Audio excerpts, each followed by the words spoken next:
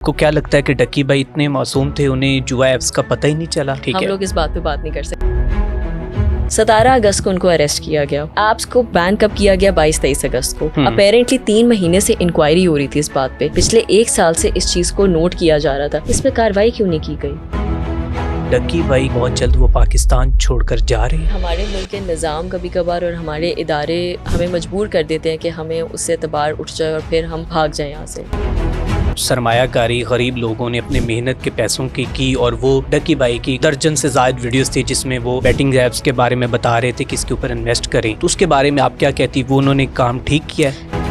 आपने 16 अगस्त को उनको अरेस्ट करके उनका इलेक्ट्रॉनिक मीडिया अपने पास रख लिया, अपने फ़ोन्स अपने पास रख लिए, उनके लैपटॉप्स अपने पास रख लिए। आपके पास तफ्तीश करने के लिए 22 दिन का फिजिकल रिमांड था। ऑर्डर आने से पहले तक आपके पास उनका जुडिशियल रिमांड था। आप कुछ भी नहीं सामने ला सके, कोई शवायद सामने नहीं ला सके। ठीक है, तो पीछे केस तो कुछ था ही नहीं। अच्छा, इस केस में अब तक कितने जस्टिस चेंज हुए हैं? जस्टिस फारूक हैदर ही हुए हैं या इसके बाद जस्टिस फारूक हैदर साहब सुनने से मना किया? लॉयर भी कुछ हुए? लॉयर्स भी बहुत ज्यादा हैं। उसके बाद ये क्या वजह है? कोई अंदर की कहानी तो है जो आप शायद बताना नहीं चाह रही हैं, या फिर डील कुछ यूं हुई है कि बस डक्की भाई को ले जाएं और तमाम बातों पे पर्दा डाल दें?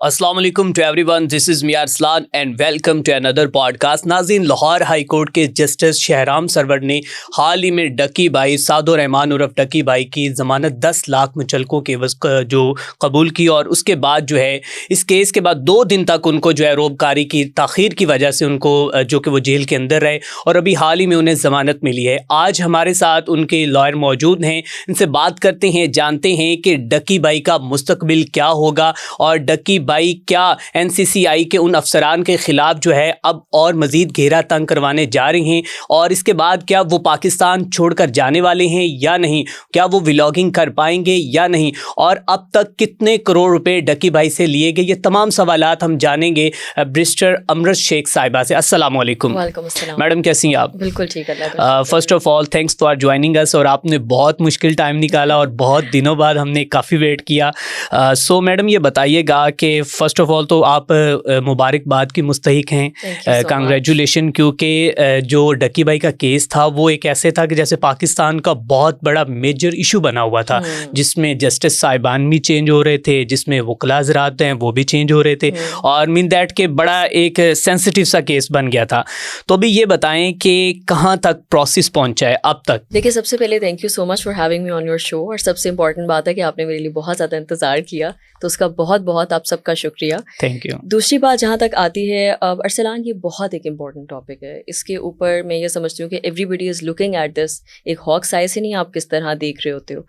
देखिए, मैं अगर आपको एक सच्ची बात बताऊँ तो सबसे पहले ये फ़ैसला अल्हम्दुलिल्लाह, अल्लाह का शुक्र है कि हमारे हक़ में आया और बहुत बेहतरीन आया, और आई नो कि इस चीज़ के ऊपर टाइम लगा, लेकिन द थिंग इज़ दैट, देखिए, ये एक प्रोसेस होता है, हर जगह का हर चीज़ का एक प्रोसेस होता है। जुडिशरी का भी एक निज़ाम है, एक निज़ाम के साथ वो चल रही है, तो जाहिर सी बात है कि वो निज़ाम के साथ साथ ही चल रही थी। तो उसी की ही वजह से हमने ये देखा है कि हाल ही में ही जब जज साहिबान को हम लोगों ने बहुत अच्छे तरीके से आर्ग्यूमेंट्स पेश की, तो उन्होंने बहुत विजिलेंटली और डिलीजेंटली सुनी और उन्होंने अपना फैसला सुनाया। उसका रीज़न ये कि ये उनका रोज़ का काम है, उनके पास हज़ारों नहीं करोड़ों की तादाद में केसेस आते हैं। इसीलिए ही जब हम कॉज लिस्ट अपनी देखते हैं ना, तो आपके अर्जेंट में, रेड लिस्ट, रेगुलर लिस्ट, ये केसेस में डिवाइड होते हैं उसकी सिग्निफिकेंस और इम्पोर्टेंस के हिसाब से।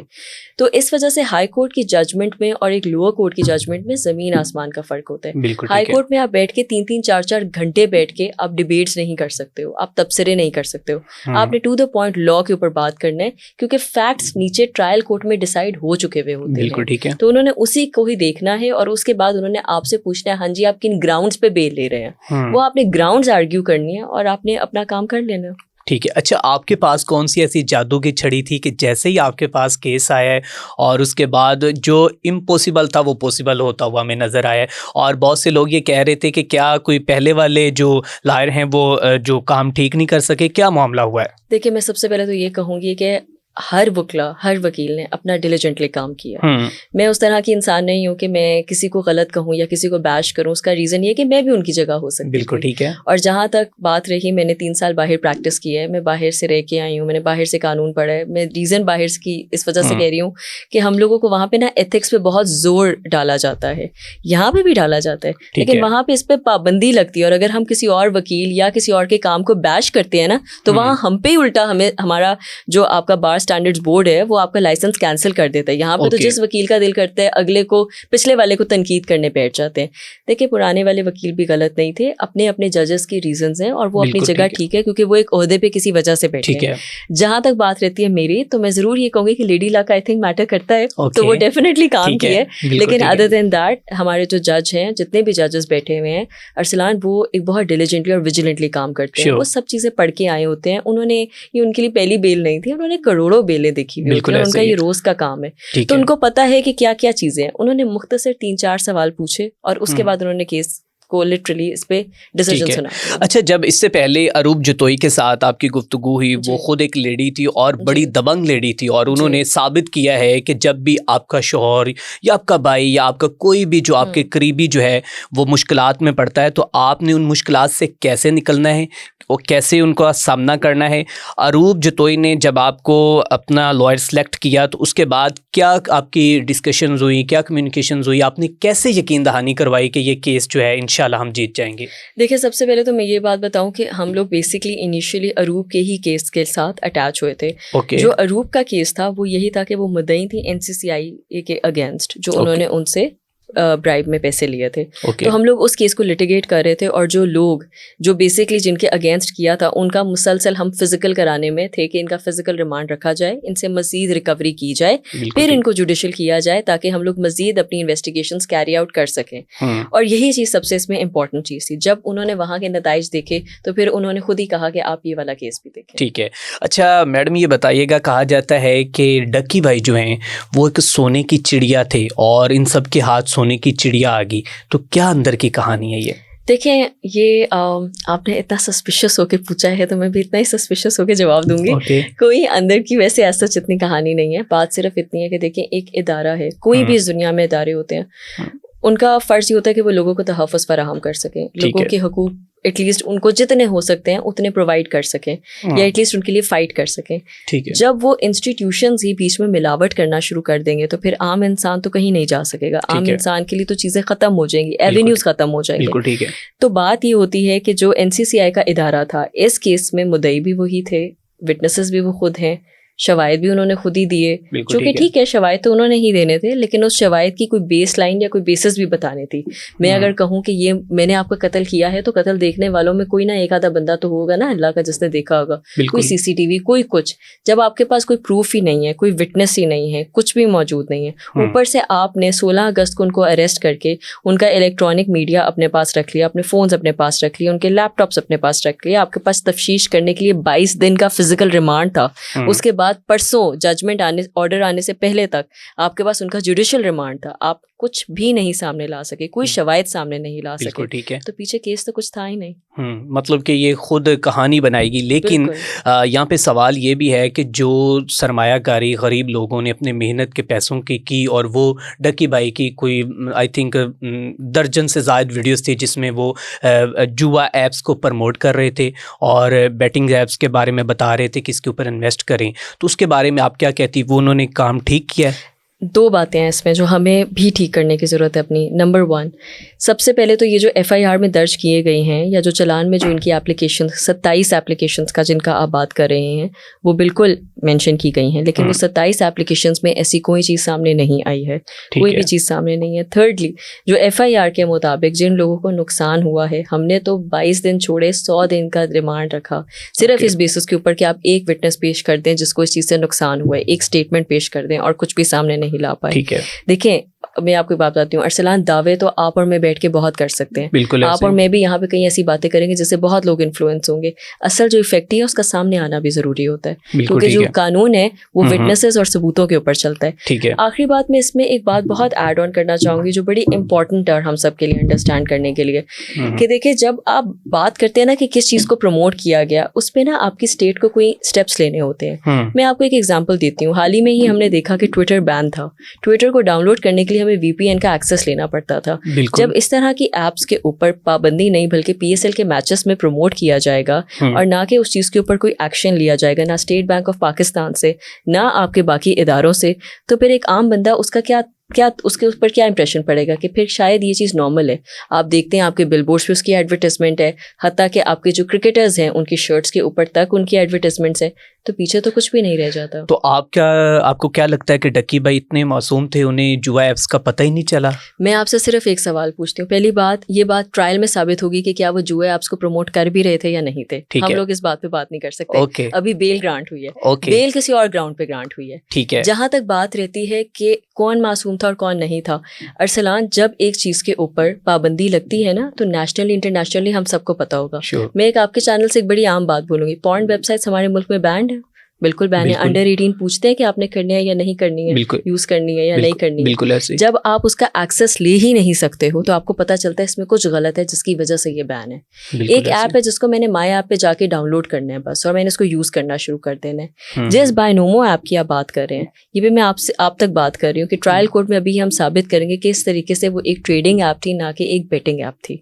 और इस पर कोई कॉन्ट्रैक्ट्स मौजूद हैं जिसमें ये साबित करते हैं कि जिस तरह फॉरेक्स है उसी तरह ही कि वो आपकी एक ट्रेडिंग ऐप है। तो उसको पहली बात प्रमोट नहीं किया गया था, उसको यूज करने का तरीका बताना। और एक ट्रेडिंग ऐप के अगेंस्ट अगर ट्रेडिंग ऐप भी यूज करने पे पाबंदी है तो फिर आपके जो नेशनल और इंटरनेशनल आपका लॉ है उस चीज को फिर चेंज होना चाहिए इस हवाले से, ताकि लोगों को आगाही हो कि हम लोग ये भी नहीं यूज कर सकते हैं। लेकिन जहां तक बात रहती है बेटिंग एप्स को मैं एक छोटी सी आपको इसी केस से एक एग्जांपल दूंगी। 17 अगस्त को उनको अरेस्ट किया गया। ऐप्स को बैन कब किया गया? 22-23 अगस्त को। अपेरेंटली 3 महीने से इंक्वायरी हो रही थी इस बात पे, पिछले 1 साल से इस चीज को नोट किया जा रहा था। इस पे कार्रवाई क्यों नहीं की गई? बिल्कुल ठीक है। किस चीज का इंतजार हो रहा था? डकी के एयरपोर्ट जाने का? बिल्कुल ठीक है। I mean, ये बात एक सवाल है। मैं ये नहीं कह रही हूँ कि वो जस्टिफाइड है या नहीं है, वो कोर्ट ने साबित करना है, वो जज ने करना है। हम तो सिर्फ अपनी लाइंस ऑफ आर्ग्यूमेंट देंगे, लेकिन ये मेरी वही लाइंस ऑफ आर्ग्यूमेंट होंगी जो मैं इस वक्त आपसे कर रही हूँ। ओके ठीक है। अच्छा, बायनोमो के वो क्या मैनेजर भी थे पाकिस्तान में? कहा जा रहा है कि एक तो वो उनको प्रमोट कर रहे थे, बेटिंग ऐप को ना सिर्फ प्रमोट कर रहे थे बल्कि वो मैनेजर भी थे। इसमें कितनी हकीकत है? अच्छा, मजे की बात है, यही बात हमने कोर्ट में भी पूछी कि प्लीज हमें बता दें कि वो किस तरह मैनेजर थे। मैं आपको कहती हूँ कि ये जगह के आप मालिक हैं, मुझे पता है आप मालिक हैं, क्योंकि आप इस तरह कर रहे हैं। आप कहेंगे कि कोई कागज, कोई चीज तो सामने लेके आए जिससे ये साबित हो कि मैं यहाँ का मालिक हूँ। भाई, मुझे आपने मालिक बना दिया। बिल्कुल ठीक है। अभी तक कोई चीज उनके सामने नहीं आई जिससे ये आप साबित कर सके कि वो बायनोमो के मैनेजर हैं। कुछ भी नहीं है। मतलब ये सब झूठ के पलंदे हैं ऑनेस्टली। क्योंकि देखिए ना, मैं आपको सिर्फ एक सिंपल बात बताती हूँ कि झूठ भी मैं इस तरह कहूंगी। देखें, एक्यूजेशंस लगाना ना हमारे मुल्क में या कहीं पे भी बहुत आसान होता है। इस्लाम में भी इसीलिए बड़ी सख्त इस चीज़ की सज़ा है कि आप किसी पे खाम खा बात मत करो अनलेस एंड अनटिल आपके पास कोई शवाहिद मौजूद नहीं है।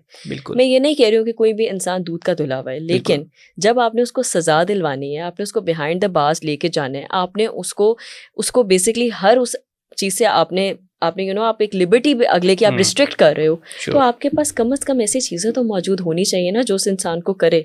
खाली ये मेयर कह देना कि हमें लग रहा है या हमें डाउट है, डाउट के ऊपर नहीं आप किसी के ऊपर 100 दिन का रिमांड भी ले सकते हो। विद ऑल ड्यू रिस्पेक्ट, उन्होंने काटा है और इस चीज़ की वजह से जाहिर सी बात है कि ठीक है। अच्छा मैडम, नोटिस तो बहुत से यूट्यूबर्स को, टिकटॉकर्स को भेजे गए, लेकिन अब बहुत से लोग मुझ समेत सवाल ये उठा रहे हैं कि आखिर कुर्बानी का बकरा डकी भाई क्यों बना? देखिए, मैं इसके सिंपल एक बात बताऊंगी कि कोई कुर्बानी के बकरे की बात नहीं होती। आई थिंक वो किसी एक ने ना प्रेसिडेंट सेट करना होता है। ओके। ये ऐसे ही है कि जैसे आपने इशारा आप है और इशारा अभी रेड होने ही वाला था और आखिरी गाड़ी जो थी वो फंस गई, लेकिन बात सिर्फ इतनी है कि वो फंसी नहीं, वो असल में सबके लिए एक एग्जाम्पल सेट कर गई। ओके। हम इसको नेगेटिवली भी देख सकते हैं, हम इसको पॉजिटिवली भी देख सकते हैं। टू बी ऑनेस्ट, मैं इसको पॉजिटिवली देखती हूँ। ठीक है। देखिए, बाकियों को भी पता चला क्या ठीक है क्या नहीं है, क्या हो रहा है क्या नहीं हो रहा, किस हद तक हम भी गलत है और किस हद तक हम भी ठीक है। ये सब चीजें सामने आएंगी अभी मजीद ट्रायल में। ठीक है। अच्छा, ट्रायल में कोई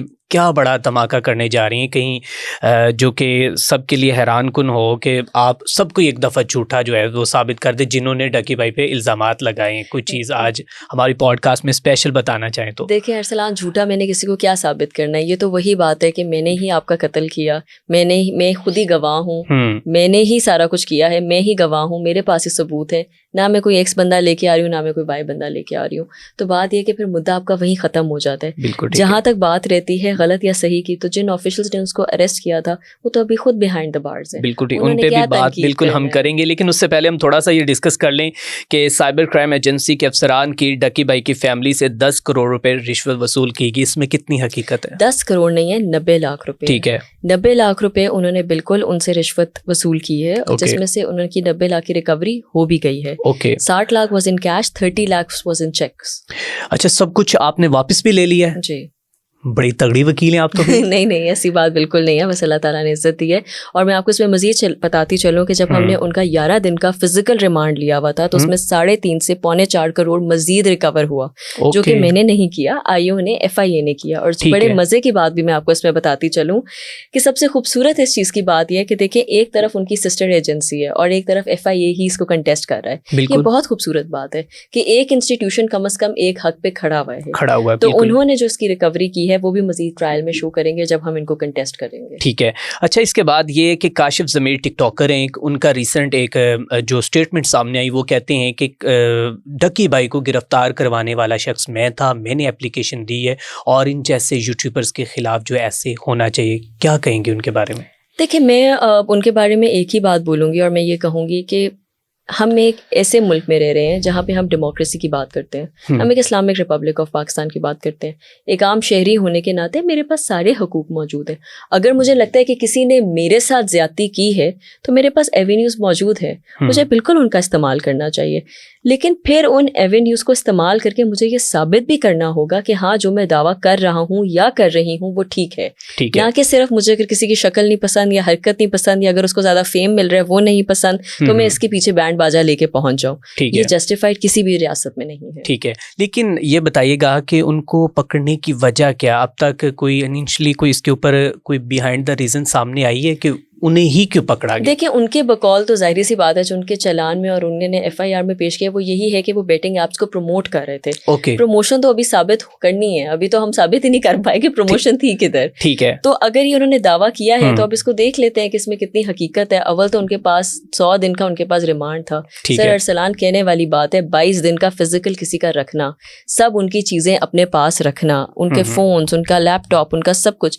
जब आप ट्रेडिंग करते हैं तो आप इन्हीं ऐप से करते हैं ना, या अपेरेंटली जो क्लेम किया गया है वो करते हैं तो इन्हीं से करते हैं। तो आप कुछ भी ना, ये लोग कुछ भी ना उसमें से निकाल सके, कुछ भी साबित ना कर सके। तो द फैक्ट कि अभी ये चीज ट्रायल में आगे जाके पता चलेगी कि अगर इसमें दरअसल कोई हकीकत इनको लगता है भी है, तो चलें इनको हम गलत साबित। अच्छा मैडम, रिमांड के दौरान डकी भाई के ऊपर तशद्दुद भी किया गया है, इसमें कितनी रियलिटी है, कितनी हकीकत है?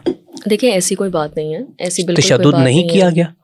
देखिए, सिंपल बात ये होती है, जब आपका फिजिकल होता है या आपका जुडिशल रखा हुआ होता है, इसमें ये नहीं होता कि आपके साथ तशद्दुद होता है। हाँ, आपकी इन्वेस्टिगेशन होती है और इन्वेस्टिगेशन में वो आपसे सवाल जवाब जरूर करते हैं। तो जाहिर सी बात है, अब रखा हुए रिमांड में तो सवाल जवाब तो होंगे। जब 11 दिन का NCCI वालों का भी फिजिकल हुआ था तो उनसे भी सवाल जवाब हुए थे। ठीक है। अच्छा, यहाँ पे मैं आपको कोट करना चाहूँगा, बाकायदा तौर पर बताना चाहूँगा। डॉक्टर उमर आदिल, बड़े एक मतलब बड़ा नाम है, उन्होंने अरशाद भट्टी के साथ बात करते हुए कहा कि जब मेरे पास इंफॉर्मेशन पहुँची और आप भी इतने बोले हैं कि आप डकी भाई को मिलने गए, उसके अहले खाना से मिले, लेकिन आप पहचान ही नहीं सके कि डकी भाई पर इतना तशद्दुद किया गया कि उनकी कमर जो है वो बैंगन की तरह बनी हुई थी। देखिए, मैं इसमें सिर्फ एक ही बात बोलूँगी कि हम लोग भी उनसे मिल चुके हुए हैं। मैं सिर्फ एक ही बात बताऊँगी, he is very confident and माशाल्लाह, वो जाहिर सी बात है, आप थक जाते हो, हर इंसान एग्जॉस्ट हो जाता है। आप रोज़ की एक चीज़ अपने आप को कह के किसी नहीं है मेरे पास नहीं है, आपने जहाँ से निकालना है निकालें, आपने मुझे मजीद अंदर रखना है आप रख लें। और उन्होंने रखा भी, और उन्होंने कहा आपने जो करना है करें। आप ये देखें ना, ये भी एक बंदे का पेशेंस है कि वो आपके साथ चल रहा है, आपके साथ ताउन कर रहा है, आपको कह रहे हैं जो लेना ले ले, निकालें तो सही कुछ। लेकिन एट द सेम टाइम जब मैं उनसे मिलने गई थी, he was very confident. He was like, देखिए मैम, मुझे पता है कि आई डिडंट डू एनीथिंग, मुझे पता है मेरे अगेंस्ट कुछ है ही नहीं। हाँ, अगर कुछ है तो प्लीज इनसे कहें मुझे भी दिखाएं। फिर आपको लगता है कि डॉक्टर उमर आदिल झूठ बोल रहे थे? मैं ये नहीं कह रही हूँ कि वो झूठ बोल रहे थे, हो सकता है। अब देखें, एक छोटी सी बात तो है कि उनके ज़ाहिर वेट में बहुत फ़र्क पड़ा है। पहले वो थे, वो थोड़ा ज़रा आप हेल्दी हेल्दी बिल्कुल, थे, तो उसके बिल्कुल बाद अब ज़ाहिर उन्होंने वेट अपना लूज़ किया है। हम्म, तो आप देखिए वो चीज़ों से तो ज़ाहिर फ़र्क पड़ता है, तो उसके ऊपर आपकी बॉडी पे भी फ़र्क पड़ेगा, आपके चेहरे पे भी फ़र्क पड़ेगा, आप बिल्कुल, वीक भी होंगे। बिल्कुल और मैं ऐसे ये नहीं कह रही हूँ अब जेल जाने का मकसद ही क्या है कि आपकी कोई शो हो, वो बहुत अमेजिंग और शाहाना ज़िंदगी तो नहीं होती ना। नहीं होती, बिल्कुल जेल में ऐसे तो नहीं होगी, बिल्कुल, जेल में तो नहीं आपको पराठे बना के दिए जाएंगे बिल्कुल, और आपके हिसाब से चला जाएगा। जेल तो जेल है, किसी बिल्कुल, वजह से वो जेल है। तो बिल्कुल जेल ऐसे में तो वो चीज़ें दी जाएंगी। जाहिर सी बात है उसके रिप्रिकॉशंस और उसकी चीज़ें आपके साथ फॉलो करते हैं और आपको फिजिकली भी वो करते हैं। ठीक है, लेकिन मैं आपको बता रही हूँ कि फिजिकली उनका चेंज होना एक और फैक्टर है, लेकिन मेंटली उनका नॉर्मल होना एक अलहदा बात है। लेकिन हाँ, he is super tired, he is exhausted, and at the same time मैं ये नहीं कह रही हूँ कि इमोशनली आप डैमेज नहीं होते हो, आप होते हो। देखिए अरसलान, आप पे एक इल्ज़ाम लगा है, पूरी दुनिया आपको देख रही है, पूरी दुनिया आप पे बात कर रही है, तबसरा कर रही है, आप और मेरे जैसे लोग भी बात करें। चलो मैं तो उनकी वकील हूँ, एट द सेम टाइम और इतने लोग हैं जो बिल्कुल, गलत कह रहे हैं, सही कह रहे हैं। एक इंसान जिसने कुछ किया ही नहीं है, जिसपे अभी कुछ प्रूव नहीं हुआ, इनोसेंट अनलेस प्रूवन गिल्टी ना, अभी गिल्टी तो नहीं हुई बिल्कुल, प्रूफ हुई, बिल्कुल ऐसे लेकिन लोगों ने तो अपने फतवे जारी कर दिए हैं। फतवे जारी तो कर आप दिए, कैसे कह सकते हैं कि उसका आपके ऊपर इफेक्ट नहीं होगा? डेफिनेटली होगा। बिल्कुल ऐसे तो ही, जाहिर सी बात है, मैं ये नहीं कह रही हूँ कि उनको इस चीज़ से इफेक्ट नहीं हुआ, हर इंसान को होता है, ये नॉर्मल है। ठीक है, लेकिन द थिंग इज दैट इंशाल्लाह he will be out and about and he will be very strong. ठीक है। अच्छा, जस्टिस फारूक हैदर ने डकी भाई का केस सुनने से इनकार क्यों किया? देखिए, हमें ना इस बात को बहुत हाईलाइट किया गया है विदाउट एनी रीज़न। ओके, एक जज के पास इख्तियार है, वो कह सकते हैं मना ड्यू टू XYZ रीज़न कि भाई मुझे नहीं ये केस सुनना, और उसका रीज़न कोई भी हो सकता है। ये जज के पास इख्तियार है, किसी भी जज के पास इख्तियार है।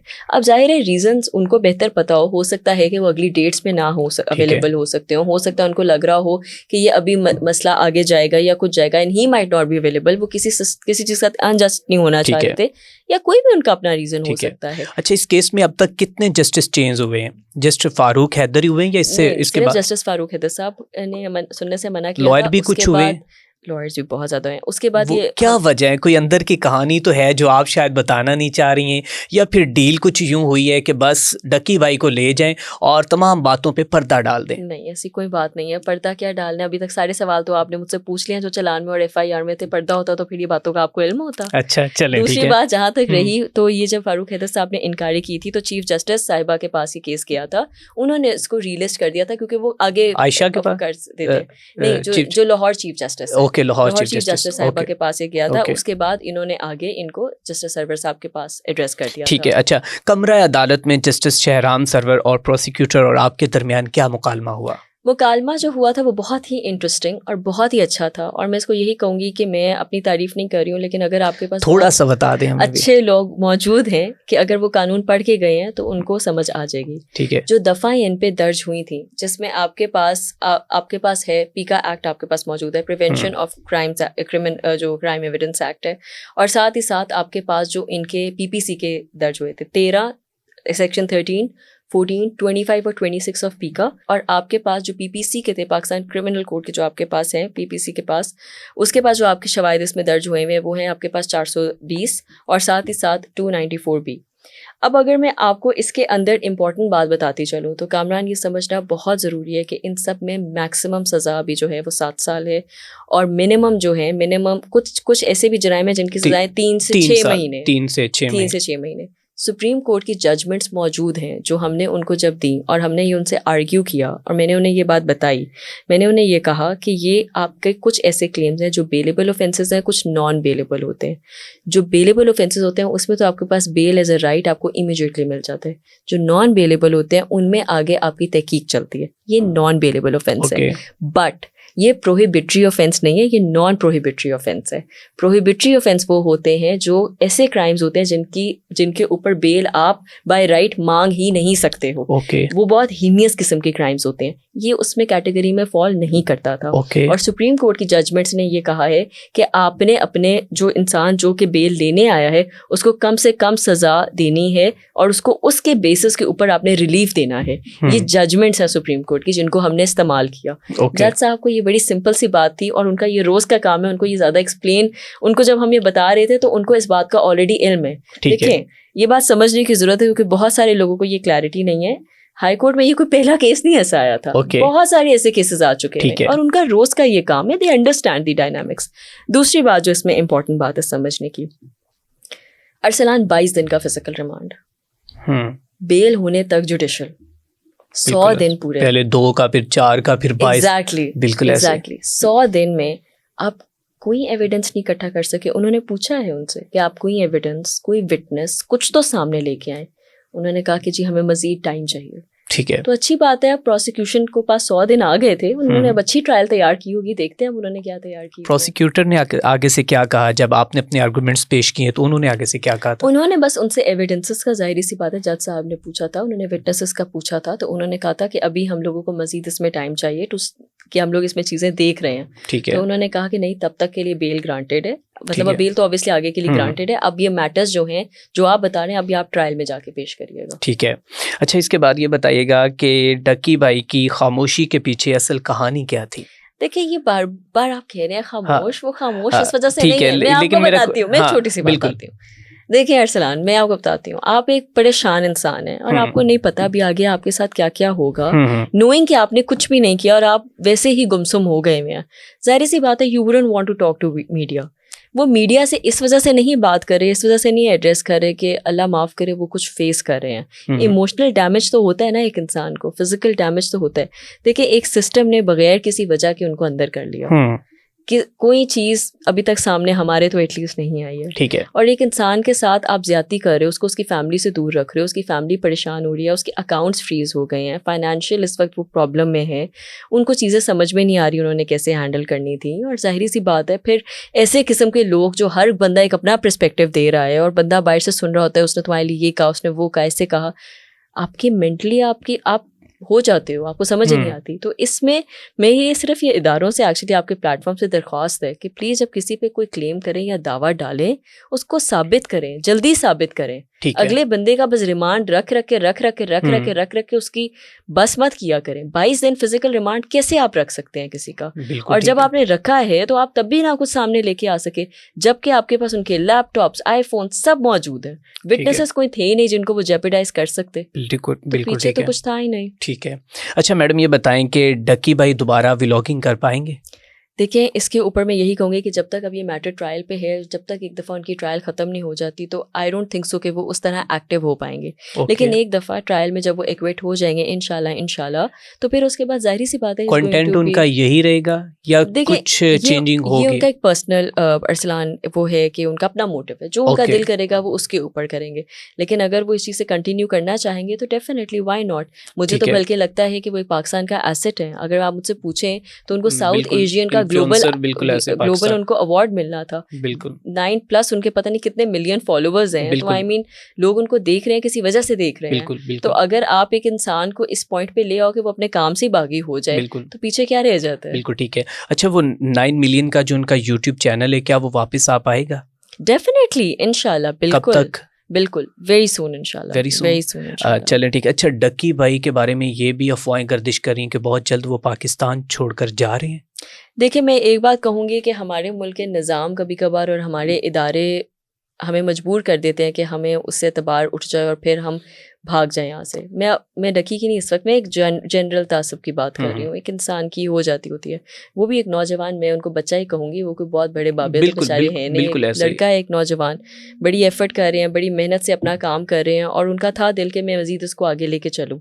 और फिर जब पाकिस्तान से ब्रेन ड्रेन होता है तो हम कहते हैं कि जी बच्चे देखे बाहर चले गए हैं, हालांकि हम हालात उनके लिए खुद तंग कर देते हैं। तो बात सिर्फ इतनी है कि इंशाल्लाह ताला मुझे उम्मीद है कि ऐसा नहीं होगा और उनके आगे ज़िंदगी के फैसले ज़ाहिर है उनको बेहतर पता है। लेकिन फ़िलहाल के लिए, फ़िलहाल से मुराद है कुछ अरसे तक उनका कोई इरादा नहीं है पाकिस्तान से जाने का। अच्छा, डक्की भाई की वालिदा के साथ आपकी गुफ्तगू हुई है, तो इस वक्त उनकी तबीयत कैसी है? क्या उनकी आपके साथ जो कन्वर्सेशन हुई या कम्युनिकेशन हुई, एक माँ के लिए ये बड़ा मुश्किल चीज़ होती है जिस औलाद ने उनके लिए इतना कुछ किया हो कि यकदम उनको पता चले कि जी अच्छा ये चीज़ हो गई है। आखिर माँ, उनके भी जहन में 100 तरह के सवाल होंगे कि क्या ये लोग मेरे बेटे के बारे में क्या बात कह रहे हैं, क्यों कह रहे हैं, ऐसा क्यों है। बहुत परेशान थी वो, बहुत ज़्यादा परेशान थी। लेकिन अब मंडे से जब से मेरी उनसे बात हो रही है तो she has this sigh of relief और उनको हमारे सिस्टम पे भी पूरा का पूरा यकीन है और उनको यकीन है कि उनके साथ इंसाफ होगा। ठीक है। अच्छा, उनकी बेगम के बारे में कहा जा रहा है कि अरूब जतोई जो हैं वो डट के खड़ी रही हैं, उनसे आपकी क्या गुफ्तगू हुई? कैसी खातून, आपने उसको जब उनसे बातचीत की कैसा पाया उनको आपने? देखिए, मैं समझती हूँ she is a very brave woman, बहुत ब्रेव, बहुत काबिल, बहुत होनहार। और सबसे बड़ी बात है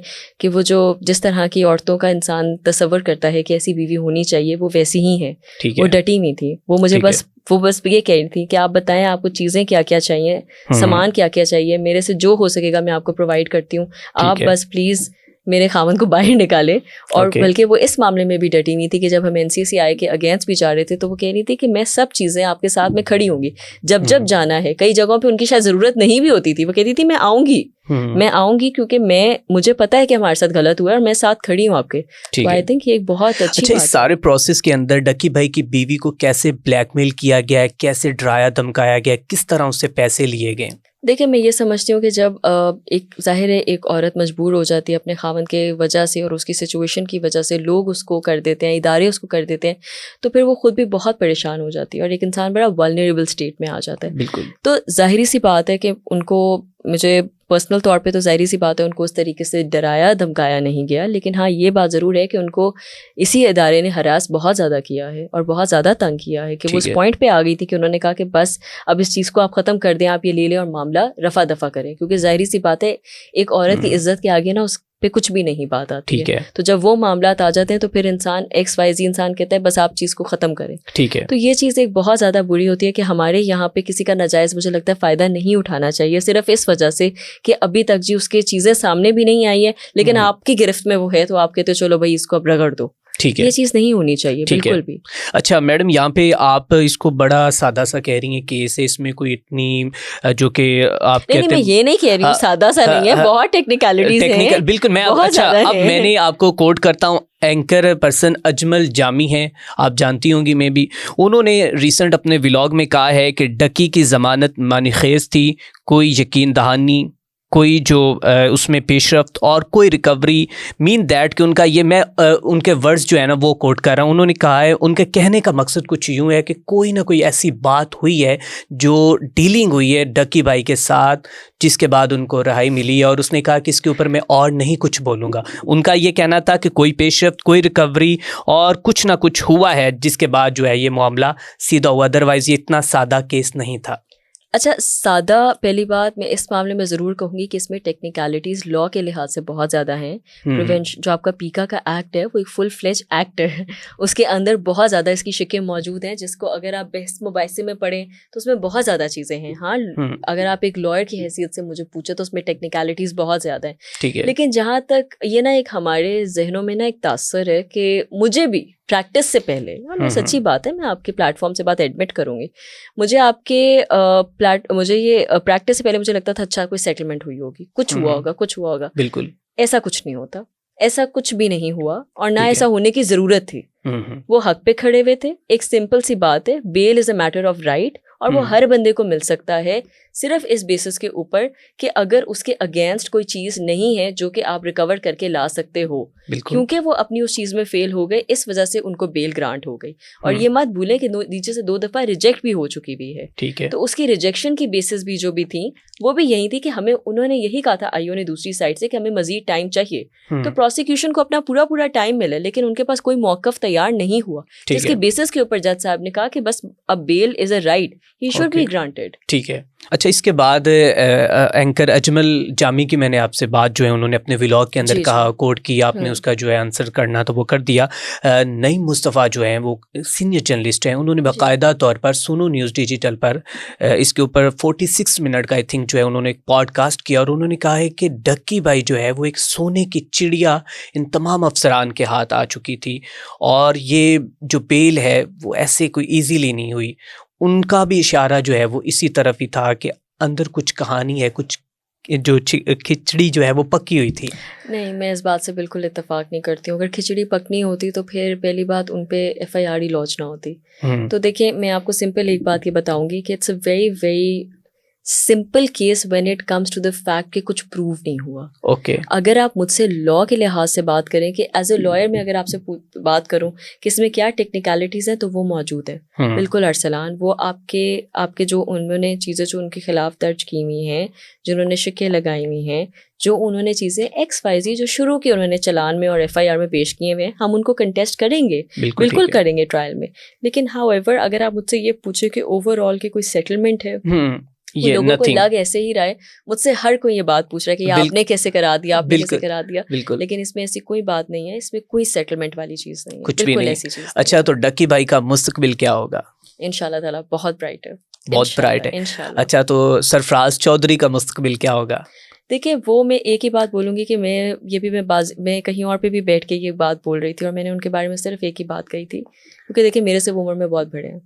मैं सिर्फ एक ही बात कहूँगी और ये बड़ी बेसिक सी बात है कि अगर आपके ऊपर कोई जिम्मेदारी दी जाती है, कोई रिस्पॉन्सिबिलिटी दी जाती है, आप एक इदारे के, आप ये समझ लें कि आप उसके गार्डियन हैं, तो उसको प्रोटेक्ट करना चाहिए, क्योंकि कहीं ना कहीं चीज़ें सामने आ जाती हैं। आप एक दफ़ा निकल जाओगे, 2 दफ़ा निकल जाओगे, और ये मैं अपने आप को भी रख के कह रही हूँ, हम भी इंसान है ना सारे, हम कोई मतलब एंजल्स तो है नहीं, हम सब से कहीं ना कहीं गलती हो सकती है। तो हमें ये चीज़ जहन में रखनी चाहिए कि अगर कोई बंदा मुश्किल में है, कोई बंदा तकलीफ में है, तो उसके हालात का नाजायज़ फ़ायदा ना उठाया जाए, क्योंकि जब वो उठाएंगे तो फिर जब वो पकड़ होती है ना, तो फिर वो बहुत बुरी पकड़ होती है और वो फिर सबके सामने आ जाती है। तो आई थिंक वो बहुत इंपॉर्टेंट। अच्छा मैडम, तकरीबन कितने लाख रुपए में सरफराज चौधरी ने अपनी पूरी जिंदगी के ऊपर जो है वो धब्बा लगवा लिया? देखिए, बात ये नहीं है जो अंदाजन जो आपको मतलब कि इन्होंने अरूज जतोई ने उनको बात बताऊं, मैं इसमें देखें अगेन मैं किसी के ऊपर ये भी नहीं बात करूंगी, मैं धब्बे वाली बात भी नहीं करूंगी। इसका रीज़न ये है कि देखिए मैं ये समझती हूँ कि आई एम श्योर हर बंदा अपनी चीज़ों से सीखता है, एंड आई एम श्योर उन्होंने भी एक लेसन सीखा हुआ होगा, हम हर सब सीख रहे होते हैं।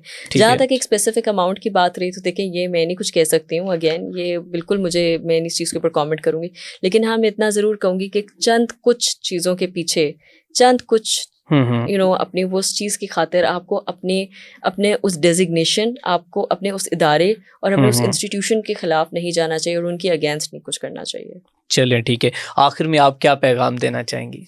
मैं आखिर में सिर्फ 3 बातें कहना चाहूँगी। नंबर 1, बगैर किसी के ऊपर इल्ज़ाम साबित हुए खुदा के वास्ते मुल्ज़िम को मुजरिम मत करार दें, पहले उसको मुजरिम साबित हो लेने दें। दूसरी बात ये, किसी पे बहतान लगाना बहुत आसान होता है, इस्लाम के लिए भी बहतान का बहुत बड़ी और बहुत कड़ी सज़ाएं होती हैं। ठीक है, तो प्लीज़ सोच समझ के करें।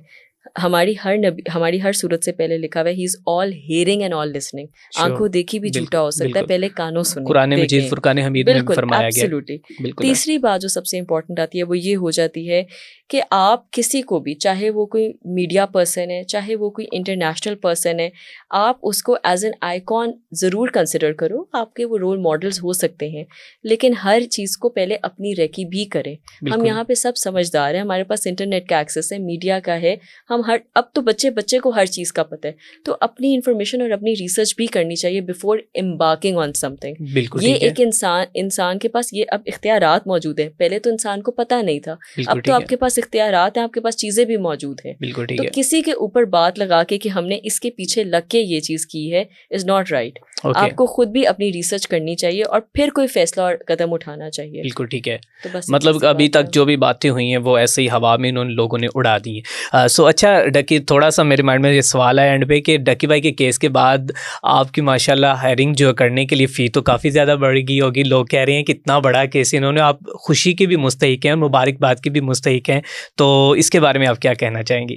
मैं इसके बारे में कुछ भी नहीं कहना चाहती हूँ, क्योंकि बात सिर्फ बहुत बड़ा केस आपने, मेरे साथ खाली मैं नहीं हूँ, मेरे साथ पूरी टीम है, and we are people of approximately 13 to 15 people जो हम इस केस में मुनव्विस हैं। हम लोग जब इवन कोर्ट भी जाते हैं, हम एक नहीं हम 15 लोग जाते हैं। बिल्कुल तो हाँ, ऑब्वियसली प्लीडिंग्स इसमें 1-2 लोग कर रहे होते हैं, वो जाहिर सी बात है, मैं हूँ, मेरे साथ और 2 लोग हैं, वही हम लोग ही उसकी प्लीडिंग्स देख रहे हैं।